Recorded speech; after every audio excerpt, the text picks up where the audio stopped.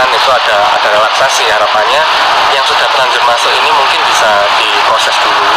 Nah, untuk yang kedepannya bisa sambil menunggu aturan itu benar-benar bisa memfasilitasi teman-teman dari PMI. Dan temuan satu lagi, ternyata ada PMI kita yang pulang uangnya dicopet. Saya menggunakan kata copet, dicopet oleh petugas BP2MI juga, dengan cara meminjamkan ATM dengan alasan ATM itu akan diganti nomor PIN-nya, tapi ternyata dia menarik uang 5 juta. Beberapa hal yang sudah menjadi peringatan atas apa yang sering kami mendapatkan masukan, ya, apa yang terjadi di Bandara Suta sebetulnya udah lama. Saya memberikan warning, saya memberikan masukan, ya. Tapi ini kan butuh leadership, butuh kepemimpinan yang tegas, butuh kepemimpinan yang keras, ya.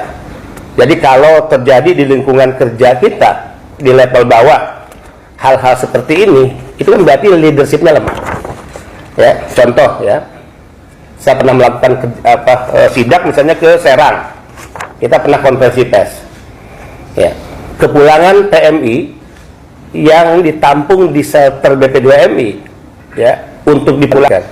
Dan temuan satu lagi, ternyata ada PMI kita yang pulang uangnya dicopet. Saya menggunakan kata copet, dicopet oleh petugas BP2MI juga, dengan cara meminjamkan ATM dengan alasan ATM itu akan diganti nomor PIN-nya, tapi ternyata dia menarik uang 5 juta.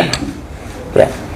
Menurut saya ini hal-hal yang memalukan, sekali lagi memalukan, ya, memiriskan.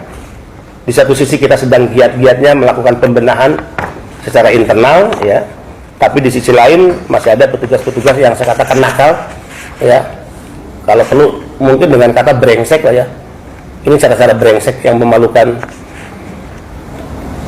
keluarga sebetulnya, ya. Coba kalau anak istrinya nonton, ya, memalukan keluarga, memalukan negara karena dia menggunakan atribut-atribut negara dalam bajunya, ya. Ini pengkhianatan terhadap konstitusi dan sumpah. Kan kalau kita jadi pejabat itu disumpah atas nama konstitusi, disumpah atas nama agama lagi. Kalau yang Nasrani misalnya Alkitabnya di atas kepala, ya. Mohon maaf dengan segala hormat. Mohon maaf, bukan di atas kepala. Kalau yang Islam, ya, Al-Qur'annya di atas kepala. Yang Nasrani dua tangan jari ke atas, satu tangannya menyentuh Alkitab. Kok bisa terjadi hal-hal yang menurut saya ini memalukan dan memiriskan? Ini mudah-mudahan jadi peringatan. Saya ingin ingatkan kembali saat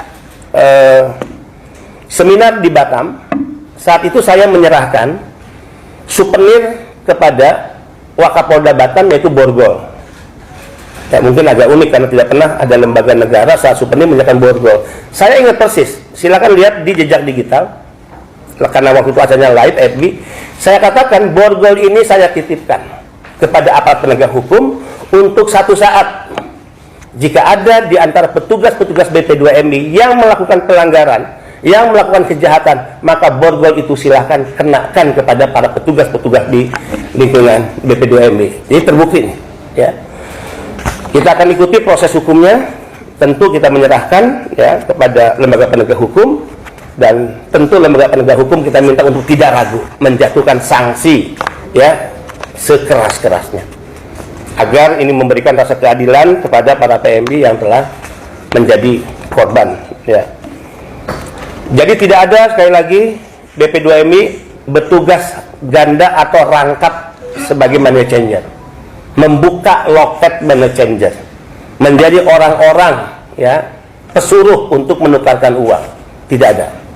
Kan laporan saya itu, oh enggak Pak, itu hanya dimintai tolong, ya, karena mereka nggak tahu, jadi dimintai tolong untuk menukarkan. Ini kan alasan klasik. Kalau nggak tahu diantar aja di sana, Mbak, loketnya. Kan gitu, ya.